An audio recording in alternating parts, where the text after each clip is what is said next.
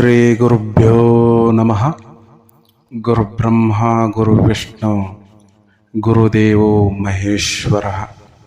ಗುರು ಸಾಕ್ಷಾತ್ ಪರಬ್ರಹ್ಮ ತಸ್ಮೈ ಶ್ರೀ ಗುರುವೇ ನಮಃ. ಹಲವು ಮಾತೇನು ನೀನೊಲಿದು ಪಾದವನಿಟ್ಟ ನೆಲವೇ ಸುಕ್ಷೇತ್ರ, ಜಲವೇ ಪಾವನ ತೀರ್ಥ, ಸುಲಭ ಶ್ರೀ ಗುರುವೇ ಕೃಪೆಯಾಗು. ಪ್ರಾತಸ್ಮರಣೀಯರಾದ ಎಲ್ಲ ಪೂಜ್ಯರಲ್ಲಿ, ಅವಧೂತರಲ್ಲಿ, ಶರಣರಲ್ಲಿ, ಸಂತರಲ್ಲಿ, ಸತ್ಪುರುಷರಲ್ಲಿ, ತಂದೆ ತಾಯಿಯ ಸ್ವರೂಪರಾದ ತಮ್ಮೆಲ್ಲರ ಪಾದಾರವಿಂದಗಳಿಗೆ ಕೋಟಿ ಕೋಟಿ ಪ್ರಣಾಮಗಳನ್ನು ಸಲ್ಲಿಸುತ್ತ, ಇವತ್ತಿನ ದಿವಸ ನಮ್ಮ ರಾಜ್ಯದ ಕರ್ನಾಟಕದ, ಅದರಲ್ಲಿ ಉತ್ತರ ಕರ್ನಾಟಕ ಭಾಗ ಏನದ, ಉತ್ತರ ಕರ್ನಾಟಕ ಭಾಗದಲ್ಲಿ ಅತೀ ಪ್ರಖ್ಯಾತರಾದಂತಹ ಬಬಲಾದಿಯ ಸುಕ್ಷೇತ್ರ ಏನದ, ಆ ಬಬಲಾದಿಯ ದೊರೆ ಚಕ್ರವರ್ತಿ ಸದಾಶಿವ ಅಜ್ಜನವರ ಕಾಲಜ್ಞಾನದ ಸರಳೀಕೃತ ಭಾಗವನ್ನು ನಾವು ಇವತ್ತು ನೋಡೋಣ. ಪ್ರತಿ ವರ್ಷ ಶಿವರಾತ್ರಿಯ ದಿನದಂದು, ಈ ಫೆಬ್ರವರಿ ಮತ್ತು ಮಾರ್ಚ್ ತಿಂಗಳದ ಅಂತ್ಯದೊಳಗೆ ಮತ್ತು ಮಾರ್ಚ್ ತಿಂಗಳ ಪ್ರಾರಂಭದೊಳಗೆ ಶಿವರಾತ್ರಿ ಏನು ಬರ್ತದ, ಆ ಶಿವರಾತ್ರಿಯ ಭಾಗದ ಸಂದರ್ಭದಲ್ಲಿ ದೊಡ್ಡ ಪ್ರಮಾಣದ ಜಾತ್ರೆಯನ್ನು ಅವರು ನೆರವೇರಿಸಿ, ಆ ಜಾತ್ರೆಯಲ್ಲಿ 400-500 ವರ್ಷಗಳ ಇತಿಹಾಸ ಆ ಮಠಕ್ಕದ. ಆವಾಗಿನ ಸಂದರ್ಭದಲ್ಲಿ ಬಬಲಾದಿಯ ಸದಾಶಿವ ಅಜ್ಜನವರು, ಅವರ ಜೊತೆಯಾಗಿ ಚೆಕ್ಕಯ್ಯ ಅಜ್ಜನವರು ಮತ್ತು ಚಂದ್ರವತಾಯಿ ಅಂಥೇಳಿ, ಈ ಚೆಕ್ಕಯ್ಯ ಅಜ್ಜನವರು ಮತ್ತು ಸದಾಶಿವ ಅಜ್ಜನವರು 3 ಘಳಿಗೆಯ ಸಮಯವನ್ನು ಚಂದ್ರವತಾಯಿಯಿಂದ ಪಡ್ಕೊಂಡಿರ್ತಾರೆ. ಇದರದ್ದು ಇತಿಹಾಸ ಎಲ್ಲ ಭಾಳ ದೊಡ್ಡದದ. ಅದರ ಇತಿಹಾಸ ನಾವು ಸಾಕಷ್ಟು ಸಾರಿ ಹೇಳಿದ್ದೀವಿ, ಅದು ಈಗ ಬೇಡ. ಈಗ ಅವರೇನು 3 ಘಳಿಗೆಯ ಸಮಯವನ್ನು ತಗೊಂಡು ಚಿಕ್ಕಯ್ಯ ಅಜ್ಜನವರು ಹೇಳ್ಕೊಂತ ಹೋದರು, ಸದಾಶಿವ ಅಜ್ಜನವರು ಅದನ್ನೆಲ್ಲ ಉಲ್ಲೇಖ ಮಾಡಿ ಬರ್ಕೊಂತ ಹೋದರು. ಎಷ್ಟು ನಿಖರವಾದ ಈ ಕಾಲಜ್ಞಾನ ಅಂತಂದ್ರೆ, ಪ್ರತಿ ವರ್ಷ ಕಾಲಜ್ಞಾನದ 1 ಪುಟವನ್ನು ಅವರು ಶಿವರಾತ್ರಿ ದಿವಸ ಓದುತ್ತಾರೆ. ನೋಡ್ರಿ, ಅಲ್ಲಿಂದ ಇಲ್ಲಿವರೆಗೂ ಇದು ಘಟನೆ ನಡೆದುಕೊಂತ ಬಂದೈತಿ. ಯಾವ ವರ್ಷ ಆ ಪೇಜನ್ನು ಓದುತ್ತಾರ, ಆ ಓದಿರುವಂತಹ ಏನು ಉಲ್ಲೇಖ ಅದಾವ, ಅದೇ ರೀತಿ ಆ ವರ್ಷ ಇಡೀ ದೇಶದಲ್ಲೇ ಆಗಲಿ, ರಾಜ್ಯದಲ್ಲಾಗಲಿ, ವಿಶ್ವದಲ್ಲೇ ಆಗಲಿ ಅಂತಹ ಘಟನೆಗಳ ಸಂಭವಿಸ್ಯಾವ. ಇವರ ಮಾತುಗಳು ಹುಸಿ ಹೋಗ್ಯಾವ ಅನ್ನುವಂತಹ ಇತಿಹಾಸವೇ ಇಲ್ಲ. ಇಲ್ಲಿವರೆಗೆ ಇವರು ಏನು ಹೇಳ್ಯಾರ ಎಲ್ಲವೂ ನಿಖರವಾಗ್ಯದ. ಮುಂದೆ ಹೇಳಿದರೂ ಕೂಡ ಅಷ್ಟೇ ನಿಖರವಾಗಿರ್ತಾವ. ಇದನ್ನು ಸದಾಶಿವ ಅಜ್ಜನವರೇ ಅಂತಿದ್ರಂತ, ನನ್ನ ಮಾತನ್ನ ಸುಳ್ಳು ಅಂಥೇಳಿ ಯಾರು ಸಾಧಿಸ್ತಾರ ಅವ್ರಿಗೆ ನಾನು ಬೇಡಿದ್ದನ್ನ ಕೊಡ್ತೀನಿ ಅಂಥೇಳಿ. ಅದನ್ನು ಯಾರ ಕೈಲೂ ಸಾಧಿಸ್ಲಿಕ್ಕಾಗಲ್ಲ, ಅಷ್ಟು ನಿಖರವಾದ ಮಾಹಿತಿ. ಈಗ ಪ್ರಮುಖವಾಗಿ ಈ ವರ್ಷದ ಕಾಲಜ್ಞಾನ ಈ ರೀತಿಯಾಗಿದೆ. ಶಕವರ್ಷ 1948 ಪರಾಭವ ನಾಮ ಸಂವತ್ಸರ, 2026ನೇ ವರ್ಷ. ಈ ವರ್ಷ ಚಿಕ್ಕ ಮಕ್ಕಳಿಗೆ ರೋಗದ ಭೀತಿ ತುಂಬಾನೇ ಜಾಸ್ತಿ ಇದೆ. ಆದರೆ ದೊಡ್ಡವರಿಗೆ ಅಷ್ಟು ರೋಗದ ಭೀತಿ ಇಲ್ಲ. ಈ ವರ್ಷದ ಕಾಡೋ ಕಾಲ ನೋಡ್ರಿ, ಪಾಪ ಎಲ್ಲ ಹೆಂಗೈತಿ ಅಂತಂದ್ರೆ ಚಿಕ್ಕ ಮಕ್ಕಳಿಗೆ ಐತಿ. ಆದಷ್ಟು ಮನ್ಯಾಗ ಮಕ್ಕಳಿದ್ದು ಅಂದ್ರೆ ಅದರ ಕಾಳಜಿಯನ್ನು ವಹಿಸ್ರಿ, ಗುರುವಿನ ಮೊರೆ ಹೋಗ್ರಿ. ಗುರುವಿನ ಆಶೀರ್ವಾದ ಇತ್ತಂದ್ರೆ ಯಾವ ಸಮಸ್ಯೆಗಳು ಆಗುವುದಿಲ್ಲ. ಚಿಕ್ಕ ಮಕ್ಕಳಿಗೆ ವಿಶೇಷವಾಗಿ ಈ ವರ್ಷ ಹಲವಾರು ರೋಗಗಳು ಬರುವಂಥ ಸಂಭವ ಇರೋದರಿಂದ ಅವುಗಳ ಕಾಳಜಿ ಮಾಡುವುದು ತಮಗೆ ಅದು ಗೊತ್ತಿರಲಿ.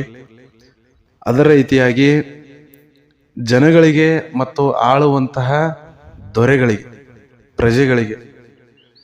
ಪ್ರಜೆಗಳಿಗೆ ಮತ್ತು ದೊರೆಗಳಿಗೆ ನಡಬರ್ಕ ಸಾಕಷ್ಟು ಕೆಲವೊಂದಿಷ್ಟು ಕಲಹಗಳು ಸಂಭವಿಸುವಂಥದ್ದು.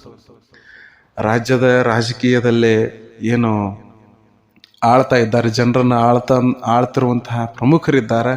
ಇಂಥ ಪ್ರಮುಖರಿಗೆ ಮತ್ತು ಜನಸಾಮಾನ್ಯರ ಮಧ್ಯೆ ಹಲವಾರು ಕಲಹಗಳು ಸಂಭವಿಸುವಂತಹ ಸಾಧ್ಯತೆ ಈ ವರ್ಷ 2026ನೇ ವರ್ಷ ಅದು ಅದರ ಜೊತೆಯಾಗಿ ಈ ವರ್ಷ ನೋಡ್ರಿ ಅಗ್ನಿ ಅವಘಡಗಳು ಸಂಭವಿಸಿತ್ತು ಕೇಳ್ರು ಮಕ್ಕಳ್ರ ಅಂಥೇಳಿ ಅಜ್ಜನವರು ಉಲ್ಲೇಖ ಮಾಡ್ಯಾರ. ಬಹಳಷ್ಟು ಈ ವರ್ಷ ಅಗ್ನಿ ಅವಘಡಗಳು ಅಂದ್ರೆ ಬೆಂಕಿಯಿಂದ ಹಲವಾರು ಸಮಸ್ಯೆಗಳು ಈ ವರ್ಷ ಆಗ್ತವೆ. ಕಾರ್ಖಾನೆಗಳಿಗೆ ಬೆಂಕಿ ಹತ್ತೋದಾಗಿರ್ಬೋದು, ಕೆಲವೊಂದಿಷ್ಟು ವಾಹನಗಳು ಸಂಚಾರ ಮಾಡೋ ಸಂದರ್ಭದೊಳಗೆ ಬೆಂಕಿ ಅವಘಡ ಸಂಭವಿಸ್ತಾವೆ. ಅದಲ್ಲದ ಮನೆಗಳಿಗೆ, ಹೋಟೆಲ್ಗಳಿಗೆ ಈ ವರ್ಷ ಕೆಲವೊಂದಿಷ್ಟು ಬೆಂಕಿ ಅವಘಡಗಳು ಸಂಭವಿಸ್ತಾವೆ. ಮತ್ತು ಕಾಡ್ಗಿಚ್ಚು ಕೂಡ ಆಗಿರ್ಬೋದು. ಕೆಲವೊಂದಿಷ್ಟು ಕಾಡ್ಗಿಚ್ಚಿನಿಂದ ಹಲವಾರು ಕೆಟ್ಟ ಅವಘಡಗಳು ಸಂಭವಿಸುವಂತಹ ಸಾಧ್ಯತೆ ಈ ವರ್ಷದ ಕಾಲಕ್ಕದ. ಈ ವರ್ಷ ಅವರು ಹೇಳಿರುವ ಪ್ರಕಾರ ಒಂದು ಭಾಳ ದೊಡ್ಡದಾದಂತಹ ಒಂದು ದುಃಖದ ಸಂಗತಿ ಒಂದು ಈ ವರ್ಷದ ಕಾಲಕ್ಕೆ ಬರ್ತೈತಿ. ಯಾಕಂದ್ರೆ ಸದಾಶಿವ ಅಜ್ಜನವರ ಕಾಲಜ್ಞಾನ ಹೇಳ್ಯಾರು ಅಂತಂದ್ರೆ ಮುಗೀತದು. ಅದನ್ನು ಏನು ಮಾಡಿದ್ರು ಬದಲಾವಣೆ ಮಾಡ್ಲಿಕ್ಕೆ ಸಾಧ್ಯ ಇಲ್ಲ. ಅಷ್ಟೋ ಮೀರಿ ಬದಲಾವಣೆ ಆಗೈತಿ ಅಂತಂದ್ರೆ ಅದು ಕೇವಲ ಅವರಿಂದ ಮಾತ್ರ ಸಾಧ್ಯ, ಭಗವಂತನಿಂದ ಮಾತ್ರ ಸಾಧ್ಯ. ಯಾರ ಕೈಯಿಂದಲೂ ಏನು ಮಾಡಕ್ಕೆ ಸಾಧ್ಯ ಇಲ್ಲ. ಈ ವರ್ಷ ದೊಡ್ಡದಾದಂತಹದ್ದೊಂದು ದುಃಖದ ಸಂಗತಿಯೊಂದು ಬಂದ್ಬಿಡ್ತೈತಿ ಅಂತ ಹೇಳ್ಯಾರ. ಅದಲ್ಲದೆ ಈ ವರ್ಷ ಬಹಳ ವಿಪರೀತವಾದಂತಹ ಗಾಳಿ ಬೀಸ್ತದೆ, ಬಹಳ ಜೋರು ಗಾಳಿ ಬೀಸ್ತದೆ. ಈ ಗಾಳಿ ಬೀಸುವುದು ಕೆಂಡಾಮಂಡಲ ಅಂತಂದ್ರೆ ಖಂಡಮಂಡಲ ಐತಿ ಅಂತ ಹೇಳ್ಯಾರ ಅವ್ರು. ಖಂಡಮಂಡಲ ಅಂತಂದ್ರೆ ಹೆಚ್ಚು ಕಡಿಮೆ, ಈ ಗಾಳಿಯಿಂದನ ಹಲವಾರು ಹೆಚ್ಚು ಕಡಿಮೆ ಆಗುವಂತಹ ಸಂಭವಗಳು ಈ ವರ್ಷದ ಕಾಲಕ್ಕೆ ಭಾಳ ಅದಾವ. ಅದಲ್ಲದೆ ಪಾಪದ ಕೆಲಸಗಳು ಈ ವರ್ಷ ಭಾಳ ಆಗ್ತಾವಂತ.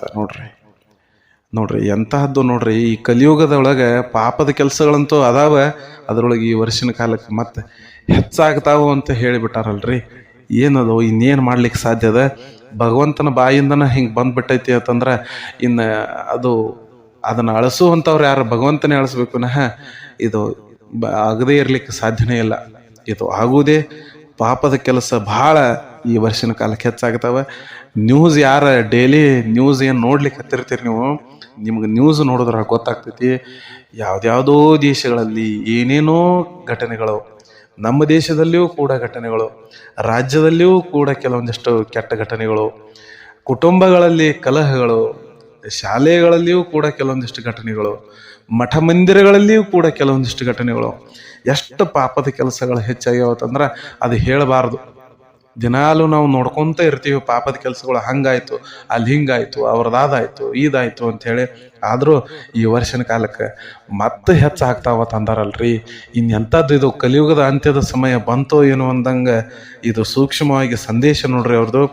ಭಾಳ ಪಾಪದ ಕೆಲಸ ಹೆಚ್ಚಾಗ್ತದೆ. ಜೊತೆಯಾಗಿ ಕೇವಲ ಮನುಷ್ಯರಿಗೆ ಅಷ್ಟೇ ಅಲ್ಲ, ಈ ವರ್ಷ ಕಾಡು ಪ್ರಾಣಿಗಳಿಗೂ ಕೂಡ ಭಾಳ ತೊಂದರೆ ಅದ. ಕಾಡು ಪ್ರಾಣಿಗಳು ನೋಡ್ರಿ ನೆಮ್ಮದಿಯಾಗಿ ಅವು ಯಾವ ಉಸಾಬರಿ ಮಾಡಲ್ದ ಕಾಡಿನೊಳಗೆ ಇರ್ತಾವ ಪ್ರಾಣಿಗಳು ತಂದ್ರೂ ಅವ್ರಿಗೂ ಕೂಡ, ಆ ಕಾಡು ಪ್ರಾಣಿಗಳಿಗೂ ಕೂಡ ತೊಂದರೆ ಅದ. ಯಾಕಂದ್ರೆ ಎಲ್ಲರೂ ಕೂಡ ನಾವು ಪ್ರಕೃತಿಯ ಮೊರೆಯನ್ನು ಹೋಗ್ತಾ ಇದ್ದೀವಿ. ಪ್ರಕೃತಿ ಮೊರೆ ಹೋಗೋದು ಅಂತಂದ್ರೆ ಪ್ರಕೃತಿಯನ್ನು ಪ್ರೀತಿಸ್ತಾ ಇಲ್ಲ. ಏನು ನಾವು ನಮ್ಮ ವಿಲಾಸಿ ಜೀವನವನ್ನು ಅನುಭವಿಸೋದಕ್ಕಾಗಿ, ನಾವು ನಮ್ಮ ಖುಷಿಗಾಗಿ ಎಲ್ಲೋ ಕಾಡಿನ ಮಧ್ಯದಲ್ಲಿ ಅರಣ್ಯ ಭಾಳ ಸ್ವಚ್ಛಂದವಾಗಿ ಸುಂದರ ಇರೋವಂಥ ಅರಣ್ಯದೊಳಗೆ ಹೋಗಿ ದೊಡ್ಡದೊಂದು ಏನಪ್ಪ ಅಂತಂದ್ರೆ ಹೋಟೆಲ್ಗಳನ್ನಾಗಲಿ, ರೆಸಾರ್ಟ್ಗಳನ್ನಾಗಲಿ, ಪಿಕ್ನಿಕ್ ಸ್ಪಾಟ್ಗಳನ್ನಾಗಲಿ, ಕಂಪನಿಗಳನ್ನಾಗಲಿ, ಕಾರ್ಖಾನೆಗಳನ್ನಾಗಲಿ ಇಂಥದ್ದೆಲ್ಲ ಮಾಡಿಕೊಂಡು ಕಾಡು ಪ್ರಾಣಿಗಳಿಗೆ ಅವಕಾಶವೇ ಇಲ್ಲದಂಗೆ ಮಾಡಿದೀವಲ್ರಿ ಅದನ್ನ. ಈ ಕಾಡು ಪ್ರಾಣಿಗಳಿಗೆ ತೊಂದರೆ ಕೊಟ್ಕೊಂತ ಬಂದೀವಿ. ಅದರಲ್ಲಿ ಈ ವರ್ಷ ಬಹಳಷ್ಟು ಕಾಡು ಪ್ರಾಣಿಗಳಿಗೆ ತೊಂದರೆ ಅದ. ಕಾಡ್ಗಿಚ್ಚುಗಳು ಏನು ಆದರೂ ಆಗುವಂಥ ಸಂಭವನೂ ಕೂಡ ಅದ. ಯಾಕಂದ್ರೆ ಈಗಾಗಲೇ ಬೆಂಕಿ ಅವಘಡಗಳಂತ ಏನು ಅಂದಾರಲ್ಲ, ಇದರಲ್ಲಿ ಕಾಡ್ಗಿಚ್ಚುಗಳು ಬರ್ತಾವ. ಹಿಂಗೆ ಕಾಡ್ಗಿಚ್ಚು ಹತ್ತಿತ್ತಂದ್ರೆ ಎಲ್ಲ ಪ್ರಾಣಿಗಳಿಗೆ ವಾಸಸ್ಥಾನದ ಕೊರತೆ ಉಂಟಾಗ್ತೈತಿ. ಅವೆಲ್ಲವೂ ನಾಡಿನ ಕಡೆ ಬರುವಂತಹ ಸಂಭವ ಇರ್ತೈತಿ. ಅವಳಿಗೆ ಕಾಡು ಪ್ರಾಣಿಗಳಿಗೆ ಬಹಳ ತೊಂದರೆ. ಅದಲ್ಲದ ಈ ವರ್ಷ ರಾಜರಿಗೆ ಮತ್ತು ಪ್ರಜೆಗಳಿಗೆ ಕಲಹ ಭಾಳ ಐತಿ. ಅದರ ಜೊತೆ ಶುಭ ಮತ್ತು ಅಶುಭದ ಫಲಗಳು ಸರಿ ಸಮವಾಗಿ ಅದಾವ ಈ ವರ್ಷ. ಒಂದೊಂದು ವರ್ಷ ಏನಪ್ಪ ಅಂತಂದ್ರೆ ಕಾಲಜ್ಞಾನದ ಸರಳೀಕರಣ ನಾವು ಪ್ರತಿ ವರ್ಷ ಮಾಡ್ಕೊತ ಬಂದಿದ್ದೀವಿ. ಅದರೊಳಗೆ ನಾನು ಹೇಳ್ತಿದ್ದೆ, ಈ ವರ್ಷ ಭಾಳ ಶುಭ ಫಲಗಳದಾವ, ಒಂದೊಂದು ವರ್ಷ ಭಾಳ ಅಶುಭ ಫಲ ಅದಾವ ಅಂತ ಹೇಳಂತಿದ್ದೆ. ಆದ್ರೆ ಈ ವರ್ಷ ಶುಭನೂ ಅಷ್ಟೇ ಅದ, ಅಶುಭನೂ ಅಷ್ಟೇ ಅದೇ. ಇನ್ನು ಈ ವರ್ಷ ನೋಡ್ರಿ, ಪ್ರಮುಖವಾಗಿ ಪಂಚಮಹಾಪಾತಕಗಳು ಹೆಚ್ಚಾಗುವಂಥ ಸಂಭವ ಇದೆ. ಅಧಿಕ ಆಗ್ತೈತಿ, ಕೇಳ್ರೋ ಮಕ್ಕಳ್ರ ಅಂಥೇಳಿ 5 ಪ್ರಮಾಣದ ದೊಡ್ಡ ಪಾತಕಗಳು ಈ ವರ್ಷ ನಡೀತಾವ. ಅದು ಏನು ನಡೀತಾವ, ಎಲ್ಲಿ ನಡೀತಾವೋ ಅದೆಲ್ಲವೂ ಭಗವಂತನಿಗೆ ಬಿಟ್ಟುಕೊಟ್ಟಿದ್ದು. ಭಗವಂತ ಯಾರನ್ನ ಕಾಪಾಡ್ತಾನ, ಯಾರನ್ನ ಅಳಿಸಿ ಒಗಿತಾನ, ಅದಕ್ಕೆ ಅದೆಲ್ಲ ಅವಂಗೆ ಗೊತ್ತು. ಆದಷ್ಟು ದಾನ ಧರ್ಮ ಭಯ ಭಕ್ತಿ ದೇವರ ಮೊರೆ ಹೋಗಿದ್ದೆ ಆದರೆ ಭಗವಂತ ನಮ್ಮನ್ನು ಕಾಪಾಡಲ್ದ ಇನ್ಯಾರು ಕಾಪಾಡ್ಲಿಕ್ಕೆ ಸಾಧ್ಯ ಅದ. ಅದಕ್ಕೆ ಸಾಕಷ್ಟು ಸತ್ಕಾರ್ಯಗಳನ್ನು ನೀವು ಮಾಡ್ತಾ ಬನ್ನಿರಿ, ಎಲ್ಲರಿಗೂ ಒಳ್ಳೆಯದಾಗಲಿ. ಮಹಾಪಾತಕಗಳು ಉಂಟಾದರೂ ಕೂಡ ತಮ್ಗೆ ಯಾರಿಗೂ ತೊಂದರೆ ಆಗದೇ ಇರಲಿ. ಇನ್ನು ಉತ್ತರ ಭಾಗ ಏನದ ನಮ್ಮದು, ಈ ಉತ್ತರ ಭಾಗದಲ್ಲಿ ಸಾಕಷ್ಟು ಅಧಿಕ ಪ್ರಮಾಣದ ಮಳೆ ಬೀಳುವಂತಹ ಸಂಭವ ಇದೆ. ಅಧಿಕ ಮಳೆ ಬೀಳುವುದರಿಂದ ದೊಡ್ಡ ಪ್ರಮಾಣದ ಪ್ರವಾಹಗಳು ಈ ವರ್ಷ ಸಂಭವಿಸ್ತವೆ. ಇದು ನಮ್ಮ ಉತ್ತರ ಭಾಗದೊಳಗಾಯಿತು, ನಮ್ಮ ದೇಶದೊಳಗಾಯಿತು, ರಾಜ್ಯದೊಳಗಾಯಿತು. ಉತ್ತರ ಭಾಗದೊಳಗೆ ಅಧಿಕ ಮಳೆ ಆಗುವಂಥ ಸಂಭವ. ಇನ್ನು ಇಡೀ ವಿಶ್ವವನ್ನು ನಾವು ತೆಗೆದುಕೊಂಡ್ರೆ, ವಿಶ್ವದ ಹಲವು ಭಾಗಗಳು, ವಿಶ್ವಭೂಪಟವನ್ನು ನಾವು ತೆಗೆದುಕೊಂಡ್ರೆ ಅಲ್ಲಿ ಇರುವಂಥ ಹಲವು ಭೂಭಾಗಗಳೇನದವ, ಕೆಲವೊಂದು ದೇಶದೊಳಗೆ ದೊಡ್ಡ ಪ್ರಮಾಣದ ಭೂಕುಸಿತಗಳು ಇಲ್ಲಿ ಉಂಟಾಗುವಂಥ ಸಂಭವವಿದೆ. ಇದೇ ದೇಶ ಅಂಥೇಳಿ ಏನು ಹೇಳೋಕ್ಕಾಗಂಗಿಲ್ಲ. ಆದರೆ ಹಲವಾರು ದೇಶಗಳಲ್ಲಿಯೂ ಕೂಡ ವಿಪರೀತವಾದಂತಹ ಸಮಸ್ಯೆಗಳು ಉಂಟಾಗಿ, ಪ್ರಕೃತಿಯ ವಿಕೋಪಗಳು ಉಂಟಾಗಿ, ಭೂಕುಸಿತಗಳು ಕೂಡ ಉಂಟಾಗುವಂಥ ಸಂಭವ ಇದೆ. ಆಮೇಲೆ ನಮ್ಮ ದೇಶದಾಗಲಿ ರಾಜ್ಯವನ್ನು ನಾವು ತೆಗೆದುಕೊಂಡ್ರೆ ಒಟ್ಟಾರೆಯಾಗಿ ಈ ವರ್ಷದ ಕಾಲಕ್ಕೆ ರೈತರಂತ ಯಾರಿದಾರಲ್ಲ, ರೈತರಿಗೆ ಬಹಳ ಸುಭೀಕ್ಷವಾದಂತಹ ಹೆಚ್ಚಿನ ಒಳ್ಳೆಯದಾಗುವಂತಹ ಸಂಭವ ಈ ವರ್ಷ ಐತಿ. ಇದೊಂದು ಭಗವಂತ ರೈತರಿಗೆ ಕೊಟ್ಟಂತಹ ಒಂದು ವರಪ್ರಸಾದ ಅಂತ ಹೇಳಿ ನಾ ಈ ಸಂದರ್ಭದೊಳಗೆ ಹೇಳ್ತೀನಿ. ಯಾಕಂದ್ರೆ ನೋಡ್ರಿ, ಎಲ್ಲರೂ ಯಾರು ಎಷ್ಟೆಷ್ಟೋ ರೊಕ್ಕ ಮಾಡ್ಕೊಂಡು ಏನೋ ಮಾಡ್ಕೊಂಡು ಎಷ್ಟೋ ಆನಂದದಿಂದ ಇರ್ತಾರ. ಆದ್ರೆ ರೈತ ಏನೇ ಮಾಡಿದ್ರು ನೋಡ್ರಿ, ದಿನಾಲು ಹೊಲದೊಳಗೆ ಅವಂಗ ದುಡಿದು ತಪ್ಪಂಗಿಲ್ಲ. ಬಿಸಿಲಿರಲಿ, ಮಳೆ ಇರಲಿ, ಗಾಳಿ ಇರಲಿ, ಚಳಿ ಇರಲಿ, ಏನೇ ಇದ್ರೂ ರೈತ ದಿನಾಲು ಹೊಲದಲ್ಲಿ ಕೆಲಸ ಮಾಡಿ ತಾನೂ ಉಂಡು ದೇಶಕ್ಕೆ ಅನ್ನ ಕೊಡುವಂತಹ ರೈತ ಅವ ಚೆನ್ನಾಗಿರ್ಬೇಕಲ್ರಿ, ಚೆನ್ನಾಗಿರ್ಬೇಕು. ಈ ವರ್ಷ ರೈತರಿಗೆ ಬಹಳಷ್ಟು ಒಳ್ಳೆಯದಾಗ್ತೈತಿ. ಅವರು ಬೆಳೆದಿರುವಂತಹ ಏನು ಬೆಳೆಗಳದಾವಲ್ಲ, ಎಲ್ಲ ಬೆಳೆಗಳಿಗೆ ಸೂಕ್ತವಾದ ಬೆಂಬಲ ಬೆಲೆ ಸಿಗ್ತೈತಿ. ರೈತರಿಗೆ ಒಳ್ಳೆಯ ದುಡ್ಡು ಸಾಕಷ್ಟು ಈ ಸಂದರ್ಭದೊಳಗೆ ದೊರೀತೈತಿ. ಅವರೂ ಕೂಡ ಚೆನ್ನಾಗಿ ಬದುಕುವಂಥ ಅವಕಾಶ ಈ ವರ್ಷದ ಕಾಲಕ್ಕೆ ಐತಿ. ಅದಲ್ಲದ ರಾಜ್ಯದ ರಾಜಕೀಯದಲ್ಲಿ, ಇನ್ನು ರಾಜಕೀಯವನ್ನು ನಾವು ತೆಗೆದುಕೊಂಡ್ರೆ, ನಮ್ಮ ರಾಜ್ಯದಲ್ಲಿ, ಕರ್ನಾಟಕ ರಾಜ್ಯದಲ್ಲಿ ರಾಜಕೀಯದಲ್ಲಿ ಹೊಸ ತಿರುವೊಂದು ಉಂಟಾಗಬಹುದು. ಅದು ಯಾವ ರೀತಿ ತಿರುವು ಉಂಟಾಗ್ತೈತಿ, ರಾಜಕೀಯ ಅಂತೂ ಭಾಳ ಅದು. ರಾಜಕೀಯದೊಳಗೆ ನಾವು ಅಷ್ಟು ಶಾಣ್ಯಾರು ಅಲ್ಲ. ಯಾಕಂದ್ರೆ ರಾಜಕೀಯ ಮಾಡೋ ಮಂದಿನ ಅವ್ರು ಏನದಾರ ಅವ್ರಿಗೆಲ್ಲ ಗೊತ್ತಿರ್ತೈತಿ. ಅದು ರಾಜಕೀಯದೊಳಗೆ ಈ ವರ್ಷ ಒಂದು ಹೊಸ ತಿರುವು ರಾಜ್ಯದೊಳಗೆ ಆಗುವಂತಹ ಸಂಭವ ಇದೆ. ಅದು ಏನು ಎಂತ ಅಂಥೇಳಿ ನೀವೇ ಅದನ್ನು ತಿಳ್ಕೋಬೇಕು. ಅದಲ್ಲದ ದೇಶದ ಗಡಿ ಅಂಥೇಳಿ ನಾವು ಅದನ್ನು ಗಣನೆಗೆ ತೆಗೆದುಕೊಂಡ್ರೆ, ದೇಶದ ಗಡಿಗಳಲ್ಲಿ ಈ ವರ್ಷ ಸ್ವಲ್ಪ ಆತಂಕದ ವಾತಾವರಣ. ದೇಶದ ಗಡಿ ಭಾಗದಲ್ಲಿ ಆತಂಕದ ವಾತಾವರಣ ನೋಡ್ರಿ. ನಮ್ಮ ಭಾರತ ದೇಶ ಏನು ಐತಿ, ಈ ದೇಶದ ಸುತ್ತಲೂ ಒಂದು 7 ದೇಶ ಅದಾವ. ಅದರೊಳಗೆ ಪ್ರಮುಖವಾಗಿ ಕೆಲವೊಂದಿಷ್ಟು ದೇಶಗಳ ಗಡಿಗಳಲ್ಲಿ ಮ್ಯಾಗಿಂದ ಮ್ಯಾಗ ಸಮಸ್ಯೆಗಳು ಬರ್ತಿರ್ತಾವ. ಇನ್ನು ಕೆಲವೊಂದಿಷ್ಟು ದೇಶಗಳು ಏನದಾವ, ಅವು ಅದಾವ. ಅವು ಪಾಪ ಸಣ್ಣ ದೇಶಗಳದಾವ, ಅವು ಸುಮ್ಮನೂ ಅದಾವ. ಇನ್ನು ಪ್ರಮುಖವಾಗಿ ಕೆಲವೊಂದಿಷ್ಟು ದೇಶಗಳಿಂದ ಗಡಿಗಳಲ್ಲಿ ಮ್ಯಾಗ ಸಂಭವ ಅವಘಡಗಳು ಅದು ಇದು ಕೆಲವೊಂದಿಷ್ಟು ಆತಂಕದ ವಾತಾವರಣ ಇರ್ತೈತಿ. ಈ ವರ್ಷನೂ ಕೂಡ ಗಡಿಯಲ್ಲಿ ಹೆಚ್ಚಿನ ಆತಂಕ ತರುವಂತಹ ಘಟನೆಗಳು ಈ ವರ್ಷ ನಡೀತಾವ. ಅದಕ್ಕೆ ಆ ಸೈನಿಕರಿಗೆ, ನಮ್ಮ ದೇಶ ಕಾಯುವಂತಹ ಸೈನಿಕರಿಗೆ ಈ ವರ್ಷ ಅದು ದೇವರ ಆಶೀರ್ವಾದ ಇರಲಿ. ಅವರ ಮನೆಗಳಲ್ಲಿ ಕೆಟ್ಟದ ಒಂದು ಛಾಯೆ, ಒಂದು ದುಃಖದ ವಾತಾವರಣ ಸೈನಿಕರ ಮನೆಗಳಲ್ಲಿ ಆಗದೇ ಇರಲಿ. ಯಾಕಂತಂದ್ರೆ ದೇಶದ ಕಾಯುವಂಥ ಸೈನಿಕರು ಅಲ್ಲಿ ಅದಾರ ಅಂತ ಹೇಳಿ ನಾವು ಇಲ್ಲೆಲ್ಲ ಚೆನ್ನಾಗಿ ಉಸಿರಾಡ್ಕೊಂಡು ತಿಂದು ಉಂಡು ಆರಾಮ ಹಬ್ಬ ಹರಿದನ ಮಾಡ್ಕೊತಿದೀವಿ ರೀ. ಪಾಪ ಅವ್ರಿಗೆಲ್ಲ ಏನೈತ್ರಿ, ಯಾವ ಹಬ್ಬ ಇರಲಿ ಏನಿರಲಿ, ಮನ್ಯಾಗ ಸಮಾರಂಭ ಇರಲಿ ಬರ್ಲಿಕ್ಕೆ ಆಗೋದಿಲ್ಲ. ಯಾವಾಗಲೂ ಗಡಿಯನ್ನು ಕಾಯ್ಕೊಂತ ನಿಂತಿರ್ತಾರೆ. ದೇಶದ ಅನ್ನ ಕೊಡುವಂತಹ ರೈತರಿಗೆ ಈ ವರ್ಷ ಒಳ್ಳೆಯದದ, ಸೈನಿಕರಿಗೆ ಸ್ವಲ್ಪ ಇದನ್ನದ. ಅದಕ್ಕೆ ನಾವೆಲ್ಲರೂ ಕೂಡಿ ಭಗವಂತನಲ್ಲಿ ಕೇಳ್ಕೊಳ್ಳೋದಿಷ್ಟೇ, ಸೈನಿಕರಿಗೆ ಅವರ ಕುಟುಂಬಗಳಿಗೆ ಯಾವುದೇ ರೀತಿಯಾದ ಹಾನಿಯನ್ನು ಉಂಟು ಮಾಡಬೇಡಪ್ಪ ಭಗವಂತ. ಎಂತಹ ಆತಂಕ ಇದ್ದರೂ ಅದನ್ನು ಸುಲಭವಾಗಿ ಪರಿಹರಿಸೋ ಸೈನಿಕರಿಗೆಲ್ಲ ಒಳ್ಳೆಯದಾಗಲಿ ಅಂಥೇಳಿ ನಾವು ಈ ಸಂದರ್ಭದಲ್ಲಿ ಕೇಳ್ಕೊಳ್ಳೋಣ. ಗಡಿಯಲ್ಲಿ ಸ್ವಲ್ಪ ಆತಂಕದ ವಾತಾವರಣ. ಇನ್ನು ಪ್ರಮುಖವಾಗಿ ನೋಡ್ರಿ, ಯುದ್ಧದ ವಾತಾವರಣ ಈ ವರ್ಷ ಸಂಭವ ಐತಿ ಅಂಥೇಳಿ ಶಿವರಾತ್ರಿ ಸಂದರ್ಭದೊಳಗೆ ಅವ್ರ ಕಾಲಜ್ಞಾನದೊಳಗೆ ಹೇಳ್ರು. ಯಾವಾಗ ಅವರ ಕಾಲಜ್ಞಾನದೊಳಗೆ ಶಿವರಾತ್ರಿ ದಿವಸ ಅವ್ರು ಹೇಳ್ಯಾರಲ್ರಿ, ಹೇಳಿದ ಕೂಡ್ಲಿನ ಈ ಹಲವಾರು ದೇಶಗಳಲ್ಲಿ ಈಗಾಗಲೇ ಯುದ್ಧ ಶುರು ಆಗ್ಯದ. ಅದನ್ನು ನೀವು ದಿನಾಲು ಕೇಳ್ತಾ ಬಂದಿದ್ರಿ. ಈ ಕೆಲವೊಂದಿಷ್ಟು ಪ್ರಮುಖ ದೇಶಗಳು, ಅವುಗಳಲ್ಲಿ ಈ ಇರಾನ, ಇಸ್ರೇಲ್, ಅಮೇರಿಕ, ಇವೆಲ್ಲ ದೇಶಗಳಲ್ಲಿ ಈಗಾಗಲೇ ಯುದ್ಧ ಶುರು ಆಗ್ಯದ. ಯುದ್ಧ ಶುರು ಆದ್ರೂ ಕೂಡ ನೋಡ್ರಿ, ಅವು ಇನ್ನುಳಿದ ದೇಶಗಳ ಮ್ಯಾಗ ಕೆಲವೊಂದಿಷ್ಟು ಸಮಸ್ಯೆಗಳನ್ನು ಉಂಟು ಮಾಡ್ತಿರ್ತಾವೆ. ಯಾಕಂದ್ರೆ ಹಲವಾರು ದೇಶಗಳು ಆಮದು ಮತ್ತು ರಫ್ತುಗಳನ್ನು ಮಾಡ್ಕೊತಿರ್ತಾವೆ. ಕೊಟ್ಟು ತಗೋ ವ್ಯವಹಾರ ಅಂತೇಳಿ ನಾವು ಕರಿತೀವಲ್ಲ. ನಮ್ಮ ಹತ್ತಿಕ್ಕಿದ್ದನ್ನು ಅವ್ರು ತೊಗೋತಿರ್ತಾರೆ, ಅವ್ರ ಹತ್ತಿಕ್ಕಿದ್ದನ್ನು ನಾವು ತೊಗೊತಿರ್ತೀವಿ. ಅವೆಲ್ಲ ಯುದ್ಧಗಳನ್ನು ನಡೆಸ್ಯಾವತ್ತಂದ್ರೆ ಇನ್ನುಳಿದ ದೇಶಗಳ ಮ್ಯಾಗೂ ಅವುಗಳ ಪರಿಣಾಮ ಆಗ್ತಿರ್ತೈತಿ. ಭಾರತದ ಮ್ಯಾಗೂ ಈಗಾಗಲೇ ಕಚ್ಚಾ ತೈಲದ ಸಮಸ್ಯೆ ಉಂಟಾಗ್ಲಿಕ್ಕತ್ತದ. ಆದ್ರೆ ಭಾರತ ಬೇರೆ ಕಡೆದಿಂದ ಏನೋ ಅದನ್ನು ತಗೋಬೋದು, ಕಚ್ಚಾ ತೈಲ ಬೇರೆದವರು ಕೊಡ್ತಾನ ಅಂದಾರ ಈಗಾಗಲೇ. ಆದರೂ ಕೂಡ 50% ಭಾಗ ನಮಗೆ ಕಚ್ಚಾ ತೈಲ ಇರಾನದಿಂದ ಬರ್ತಿತ್ತು. ಅದೊಂದು ಸ್ವಲ್ಪ ಸಮಸ್ಯೆ ಆಗುವಂಥ ಸಂದರ್ಭ ಅದ. ಆದರೂ ಕೂಡ ಭಾರತದ ಜನತೆಗೆ ಅಷ್ಟೊಂದು ಅದು ಯುದ್ಧದ ಪರಿಣಾಮ ನಮಗೆ ಆಗುವುದಿಲ್ಲ. ವಿಶ್ವದಲ್ಲೇ ದೊಡ್ಡ ಪ್ರಮಾಣದ ಯುದ್ಧ ಆಗುವಂಥ ಸಂಭವ ಈ ವರ್ಷ ಐತಂತ ನೋಡ್ರಿ. 400-500 ವರ್ಷದಿಂದ ಬರೆದಿಟ್ಟಾರ ಅವ್ರ ಕಾಲಜ್ಞಾನ. 400-500 ವರ್ಷದ ಹಿಂದೆ ಅವಾಗಿಟ್ಟ ಬರೆದಂತಹ ಕಾಲಜ್ಞಾನ ಈಗ ನಡೀತಾವತ್ತಂದ್ರೆ ಎಂಥ ಮಹಾಪುರುಷರು ಇರಬಾರ್ದವ್ರು, ಎಂಥ ಮಹಾಪುರುಷರು ಇರಬಾರ್ದು.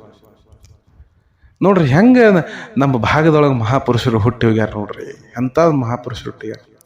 ಅಂಥವ್ರು ಭೂಮಿಯೊಳಗೆ ನಾವೆಲ್ಲ ಹುಟ್ಟಿವಿ. ಇಂಥ ಪವಿತ್ರವಾದ ಕರ್ನಾಟಕ ಭೂಮಿ, ಕರ್ನಾಟಕ ಅಂತಂದ್ರೆ ಇಂಥ ಪವಿತ್ರ ಭೂಮಿ ಎಲ್ಲೇ ಇಲ್ಲ. ಯಾಕಂದ್ರೆ ಎಂಥ ಮಹಾಪುರುಷರು ಈ ಕರ್ನಾಟಕ ಭಾಗದೊಳಗೆ ಜನಿಸಿ ಸತ್ಕಾರ್ಯಗಳನ್ನು ಮಾಡಿ ಜನರಿಗೆ ಏನೇನೋ ಮಾಡಿ ಕೊಟ್ಟು ಹೋಗ್ಯಾರಲ್ರಿ. ಅಂಥವ್ರ ಜಾಗದಾಗಿದ್ದು ನಾವು ಹೆಂಗೆ ಬದುಕಬೇಕು, ಅವ್ರನ್ನ ದಿನ ಹೆಂಗೆ ನೆನೆಸ್ಬೇಕು, ಅದನ್ನು ನಾವು ತಿಳ್ಕೊಬೇಕು. ಇದನ್ನೆಲ್ಲ ನಾವು ಕೆಲವೊಂದಿಷ್ಟು ಮಂದಿ ಏನೈತಿ ತಾವು ಕೇಳಿ ತಾವು ಸುಮ್ಮ ಕುಂತು ಬಿಡ್ತಾರೆ. ಹಂಗೆ ಮಾಡಕ್ಕೆ ಹೋಗ್ಬಾರ್ದು. ನಮ್ಮ ಮುಂದಿನ ಪೀಳಿಗೆಗೂ ಕೂಡ ಇದರ ಜ್ಞಾನವನ್ನು ಕೊಡಬೇಕು. ಭಯ ಆಗಲಿ, ಭಕ್ತಿ ಆಗಲಿ, ದೇವರಾಗಲಿ, ದಿನರಾಗಲಿ, ಶರಣರು ಯಾರು, ಅವಧೂತರು ಯಾರು, ಸಂತರು ಯಾರು, ನಮ್ಮಲ್ಲಿ ಎಂಥ ಪವಿತ್ರ ಭೂಮಿ ಐತಿ ಅಂತ ಹೇಳಿ ಈಗಿನ ಹೊಸ ಜನ್ರೇಷನ್ಗೆ ನಾವು ಅದನ್ನು ತಿಳಿಸ್ಕೊಡ್ಬೇಕಾಗ್ಯದ. ಯಾಕಂದ್ರೆ ಈಗ ಓದುವಂಥ ಮನಸ್ಥಿತಿ ಯಾರಲ್ಲಿಲ್ಲ, ಯಾರು ಓದೋದ ಇಲ್ಲ. ಈಗ ಎಲ್ಲರ ಕೈಯಾಗ ಮೊಬೈಲ್ ಆಗ್ಯಾವ, ಟಿವಿ ಅದಾವ, ಎಲ್ಲರೂ ಅದನ್ನ ತೊಗೊಂಡು ಕೂತಾರಂದ್ರೆ ಓದಂಗ ಇಲ್ಲ. ಈಗ ಶಾಲೆಯೊಳಗೆ ವಿದ್ಯಾರ್ಥಿಗಳಿಗೆ ಹೇಳಿದ್ರನ್ನ ಅವರ ಸರಿಯಾಗಿ ಪಠ್ಯ ಪುಸ್ತಕಗಳನ್ನು ಓದ್ತಾ ಇಲ್ಲ. ಅದನ್ನು ಹೊರತಾಗಿ ಇನ್ನುಳಿದುದನ್ನು ಓದ್ರಿ ಅಂತಂದ್ರೆ ಎಲ್ಲಿ ಓದ್ಲಿಕ್ಕೆ ಸಾಧ್ಯದ? ಈಗ ಎಲ್ಲಿ ಓದ್ಲಿಕ್ಕೆ ಸಾಧ್ಯದ? ಅದಕ್ಕೆ ಮನೆಯೊಳಗೆ ಮನೆ ಮೊದಲು ಪಾಠಶಾಲೆ, ಜನನಿ ತಾನೇ ಮೊದಲು ಗುರು ಅಂದಂಗೆ ಎಲ್ಲ ತಂದೆ ತಾಯಿಗಳಿಗೆ ಮಕ್ಕಳಿಗೆ ಒಳ್ಳೆಯ ರೀತಿಯ ಸಂಸ್ಕಾರಗಳನ್ನು ಈಗಿಂದ ಕೊಟ್ಕೊಂತ ಹೋಗಿಬಿಡ್ರಿ. ನಮ್ಮ ಸಂಸ್ಕೃತಿಯನ್ನು ಈಗಿಂದ ಅವರಿಗೆ ತಿಳಿಸ್ಕೊಂತ ಬರ್ರಿ. ಹಿಂಗೆ ಯುದ್ಧದ ವಾತಾವರಣ ನೋಡ್ರಿ ಈ ವರ್ಷನ ಕಾಲಕ್ಕೆ ಭಾಳ ಅದಂತ. ಇಷ್ಟೆಲ್ಲ ಈ ಏನು ಕಾಲಜ್ಞಾನ ಹೇಳಿದರೂ ಕೂಡ ಪ್ರಮುಖವಾಗಿ ನಮ್ಮ ದೇಶದೊಳಗೆ ಆರ್ಥಿಕತೆ ಮಟ್ಟ ಏನದ ಅದು ಸ್ಥಿರತೆಯನ್ನ ಕಾಯ್ಕೊಂಡದ. ಈ ಸ್ಥಿರತೆಯನ್ನ ಕಾಯ್ಕೊಂತೀವಿ ಅಂತ ಹೇಳಿ ಅವ್ರು ಹೇಳ್ಯಾರ. ಸ್ಥಿರತೆಯನ್ನ ಕಾಯ್ಕೊಳ್ಳೋದು ಅಂತಂದ್ರೆ ನೋಡ್ರಿ, ಒಂದೊಂದು ವರ್ಷದೊಳಗೆ ಹೆಂಗಾಗೈತಿ ಅಂತಂದ್ರೆ ಆರ್ಥಿಕ ಮಟ್ಟ ಏಕ್ದಮ್ ಕುಸಿದ್ ಬಿಡ್ತದೆ. ಒಮ್ಮೊಮ್ಮೆ ಆರ್ಥಿಕ ಮಟ್ಟ ಭಾಳ ಹೆಚ್ಚನೂ ಆಗೈತಿ.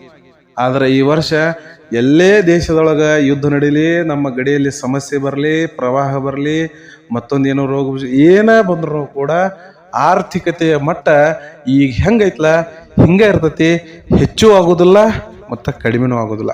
ಈಗಾಗಲೇ ಶೇರ್ ಮಾರ್ಕೆಟ್ ಬಗ್ಗೆ ತಿಳ್ಕೊಂಡವ್ರು ಸಾಕಷ್ಟು ಜನ ಅದರಿ. ಅವರಿಗೆ ಇದೊಂದು ಸೂಕ್ಷ್ಮವಾದ ನೋಡ್ರಿ ಮಾತ, ಆರ್ಥಿಕತೆಯಲ್ಲಿ ಯಾವುದೇ ರೀತಿಯ ಬದಲಾವಣೆ ಇಲ್ಲ. ಅದು ಹೆಚ್ಚು ಆಗೋದಿಲ್ಲ, ಕಡಿಮೆನೂ ಆಗೋದಿಲ್ಲ, ಎಷ್ಟೈತ್ಲ ಅಷ್ಟೇ ಇರ್ತೈತಿ. ಇದಾದ ನಂತರ ಆರ್ಥಿಕತೆಯ ಮಟ್ಟ ಇದೊಂದಾಯಿತು. ಈ ವರ್ಷ 2026ರಲ್ಲಿ ಶ್ರೀಮಂತರು ಮತ್ತು ಬಡವರು ಅಂತ ಏನು ಅದ, ಶ್ರೀಮಂತರು ಅಂದ್ರೆ ಭಾಳ ಭಾರಿ, ಬಡವರು ಅಂತ ಅಂದ್ರೆ ಅವರು ಕನಿಷ್ಠ ಅಂಥೇಳಿ ಈ ತಾರತಮ್ಯ ಏನೈತಿ, ಈ ತಾರತಮ್ಯ ಹೋಗಿ ಶ್ರೀಮಂತರು ಮತ್ತು ಬಡವರ ನಡುವಕ ಸರಿ ಸಮಾನತೆ ಉಂಟಾಗುವಂಥದ್ದು, ಅದ ಸಮಾನವಾಗಿ ಶ್ರೀಮಂತರು ಬಡವರು ಆಗುವಂತಹ ವರ್ಷ ಇದು 2026ನೇ ವರ್ಷ.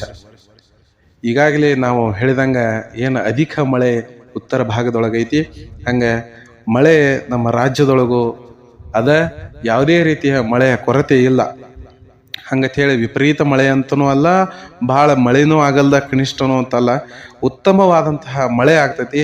ಯಾರ್ಯಾರಿಗೆ ಯಾವ್ಯಾವ ಪ್ರಮಾಣಕ್ಕೆ ಎಷ್ಟೆಷ್ಟು ಅನುಕೂಲ ಐತೋ ಅಷ್ಟು ಮಳೆ ಆಗೇ ಆಗ್ತೈತಿ. ಆದರೂ ಕೂಡ ಕೆಲವೊಂದಷ್ಟು ಸಮಸ್ಯೆಗಳು ಅಂಥೇಳಿ ರಾಜ್ಯದಲ್ಲಾಗಲಿ ದೇಶದೊಳಗೆ ಆಗುವಂಥ ಸಂಭವನೀಯತೆ ಜಾಸ್ತಿ ಅದ. ಇಂಥ ಎಷ್ಟೇ ಸಮಸ್ಯೆ ಬಂದರೂ ಕೂಡ ಶುಭನೂ ಅಷ್ಟೇ ಅದ, ಅಶುಭನೂ ಅಷ್ಟೇ ಅದೆ. ಇನ್ನು ಮಳೆ ಪ್ರಮಾಣವನ್ನು ನಾವು ರೈತರಿಗೆ ಸೂಕ್ಷ್ಮವಾಗಿ ತಿಳಿಸ್ಕೊಡ್ಬೇಕಂದ್ರೆ, ಇದು ಮಳೆ ನೋಡ್ರಿ, ಈ ವರ್ಷ ಮುಂಗಾರು ಮಳೆ 7 ಅಣೆ ಇದೆ, ಹಿಂಗಾರು ಮಳೆ 9 ಅಣೆ ಇದೆ. ಇನ್ನು ಅಣೆ ಲೆಕ್ಕ ಹಳೆ ಕಾಲದ ಮಂದಿಗೆ ತಿಳಿದೈತಿ, ಹೊಸ ಜನ್ರೇಷನ್ಗೆ ಅಣೆ ಲೆಕ್ಕ ಗೊತ್ತಿಲ್ಲ. ಈ ಅಣೆಗಳು ಅಂತಂದ್ರೆ 4 ಅಣೆಗಳು ಕೂಡ್ಕೊಂಡು ಅಂತಂದ್ರೆ ಅದಕ್ಕೆ 25 ಪೈಸೆ. 1 ರೂಪಾಯಿ ಆಗಬೇಕಂದ್ರೆ 100 ಪೈಸೆ ಇರ್ತಾವೆ. 1 ರೂಪಾಯಿದೊಳಗೆ 100 ಪೈಸೆ. ಇನ್ನು ಈ 100 ಪೈಸೆಯೊಳಗೆ 25% ಅಂದ್ರೆ ಕಾಲು ಭಾಗ 25 ಪೈಸೆಗೆ 4 ಅಣೆ ಅಂತ ಕರಿತೀವಿ. 50% 50 ಪೈಸೆ ಅಂತಂದ್ರೆ ಅರ್ಧ ಭಾಗ, ಇದಕ್ಕೆ 8 ಆಣೆ ಅಂತ ಕರಿತೀವಿ. 1 ರೂಪಾಯಿ ಆಗಬೇಕಂದ್ರೆ 100 ಪೈಸೆಗೆ 8 2 16 16 ಅಣೆ ಕೂಡ್ಕೊಂಡ್ರೆ ಅದಕ್ಕೆ 1 ರೂಪಾಯಿ ಅಂತ ಹೇಳಿ ಕರಿತೀವಿ. ನಾವೆಲ್ಲ ಚಿಕ್ಕವರಿದ್ದಾಗ 25 ಪೈಸೆ ಅದು ಏನಪ್ಪ ಅಂದ್ರೆ ನಮ್ಗೆ ಕಾಯಿನ್ ಕೊಡ್ತಿದ್ರು. ಅವಾಗ ಅದಕ್ಕೆ ನಾವು 4 ಅಣೆನ ಅಂತ ಕರಿತಿದ್ವಿ, 25 ಪೈಸೆ ಅಂತ ನಾವು ಅಂತೆಯಲ್ಲಾಗಿದ್ವಿ. ಅದಕ್ಕೆ 4 ಆಣೆ 50 ಪೈಸೆ ಕೊಟ್ಟರೆ ಅದಕ್ಕೆ 8 ಆಣೆ ಅಂತ ಹೇಳಿ ಕರಿತಿದ್ವಿ. ಈಗ 4 ಆಣೆ ಮತ್ತು 8 ಆಣೆಗಳು ಚಲಾವಣೆಗಳಿಲ್ಲ, ಕೇವಲ 1 ರೂಪಾಯಿ ಅಷ್ಟೇ ಅದ. 1 ರೂಪಾಯಿಗೆ 16 ಅಣೆ, 8 2 16 ಅಣೆ. 16 ಅಣೆಗೆ 1 ರೂಪಾಯಿ ಆಗ್ತೈತಿ. ಮುಂಗಾರು ಮಳೆ 7 ಅಣೆ ಅಂತಂದ್ರೆ ಅರ್ಧಕ್ಕಿಂತ ಸ್ವಲ್ಪ ಕಡಿಮೆ. 8 ಆಣೆಗೆ ಅರ್ಧ ಭಾಗ ಅಂದಂಗೆ 7 ಆಣೆ ಅಂದ್ರೆ ಅರ್ಧಕ್ಕಿಂತ ಸ್ವಲ್ಪ ಕಡಿಮೆ. ಸಂಪೂರ್ಣವಾಗಿ ಮುಂಗಾರು ಮಳೆ ಆಗಂಗಿಲ್ಲ, ಅರ್ಧದಕ್ಕಿಂತ ಸ್ವಲ್ಪ ಭಾಗ 7 ಅಣೆ ಅಷ್ಟು ಮುಂಗಾರು ಮಳೆ ಆಗ್ತೈತಿ.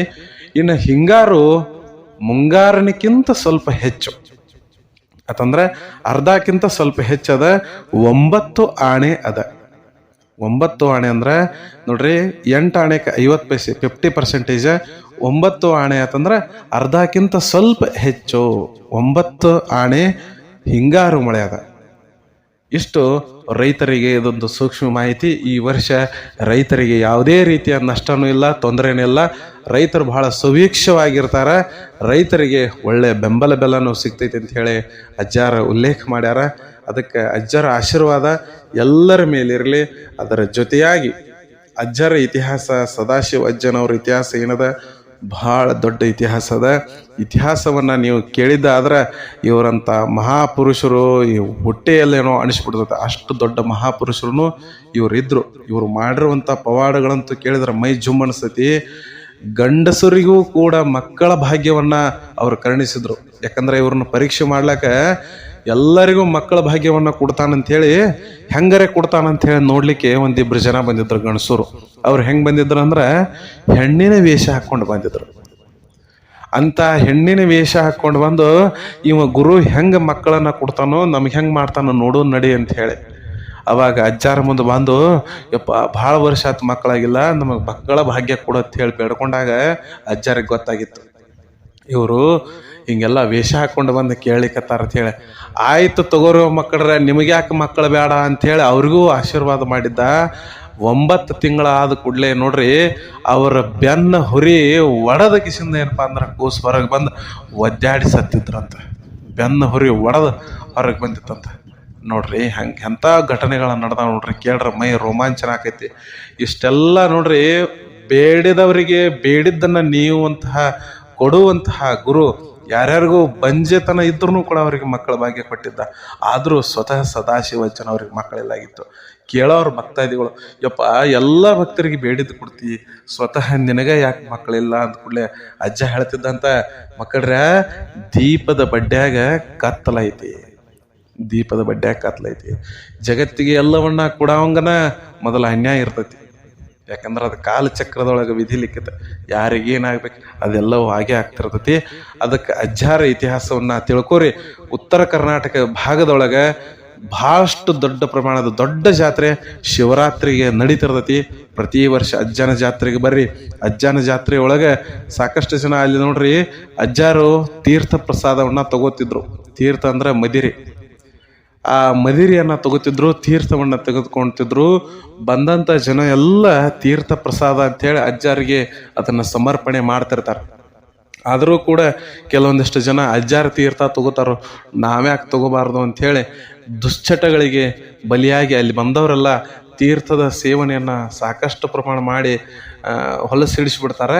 ಅದಕ್ಕೆ ಅಂಥದ್ದು ಮಾಡ್ತಕ್ಕದ್ದಲ್ಲ. ಅಜ್ಜಾರು ಎಂದೂ ಹಂಗೆ ಮಾಡು ಅಂಥೇಳಿ ಯಾರಿಗೂ ಹೇಳಿದವರು ಅಲ್ಲ. ಅವರು ಮಹಾಪುರುಷರು ಬಿಂದು ಸ್ವರೂಪವಾಗಿ ತೆಗೆದುಕೊಂಡು ದೊಡ್ಡ ಸಾಗರ ಪ್ರಮಾಣದಲ್ಲಿ ಅದನ್ನು ಸಾಧಿಸಿ ತೋರಿಸಿದವರು. ಈಗ ಯಾರ್ಯಾರು ಅವರೆಲ್ಲ ಮಾಡಿದಾರ ಅಂಥೇಳಿ ನಾವು ಮಾಡಿರೋದು ಆಗುವುದಿಲ್ಲ. ಅಂಥದ್ದು ಯಾರು ಮಾಡಕ್ಕೆ ಹೋಗ್ಬೇಡ್ರಿ. ಮಠದವರ ಸ್ಪಷ್ಟ ಉಲ್ಲೇಖ ಮಾಡ್ತಾರ, ಅವರು ತಗೊಂಡಾರ ಅಂಥೇಳಿ ಯಾರು ತೀರ್ಥವನ್ನ ತಗೊಳಕ್ಕೆ ಹೋಗ್ಬೇಡ್ರಿ, ದುಶ್ಚಟಗಳಿಗೆ ಬಲಿಯಾಗಬೇಡ್ರಿ, ಕುಟುಂಬವನ್ನ ಹಾಳು ಮಾಡ್ಕೋಬೇಡ್ರಿ ಅಂತ ಹೇಳ್ಯಾರ.